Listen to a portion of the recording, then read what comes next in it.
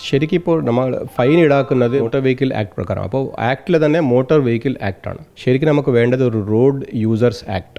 അപ്പോൾ അത് ഏത് തരം റോഡ് യൂസർ ആണെങ്കിലും pedestrian or any vehicle or cyclist, they should, cycle is not a motor vehicle. So if cyclist is negligent, he should also be accused. So there has to be a penalty system for that. Road users act എന്ന ഒരു act വന്നു കഴിഞ്ഞാൽ നമുക്ക് അതിലെ കൂടെ നമുക്കൊരു penalty system ഉണ്ടാക്കാൻ പറ്റും. ചിലപ്പം അൺഫോർച്ചുനേറ്റ്ലി എന്തെങ്കിലും ഒരു ആക്സിഡൻറ്റ് സംഭവിച്ചു കഴിഞ്ഞാൽ അതിൻ്റെ കാരണക്കാർ ആരാണെന്ന് അത് ഇൻവെസ്റ്റിഗേഷൻ്റെ ഭാഗമാണ്. അപ്പോൾ എല്ലാ സമയത്ത് നമ്മുടെ വലിയ വണ്ടി തന്നെ കുറ്റം ചെയ്തു, അല്ലെങ്കിൽ വാഹനം തന്നെയാണ് കുറ്റക്കാരൻ, വാഹന ഡ്രൈവർ തന്നെ കുറ്റക്കാരൻ എന്ന് അങ്ങനെ പറയാൻ സാധ്യത ഇല്ല.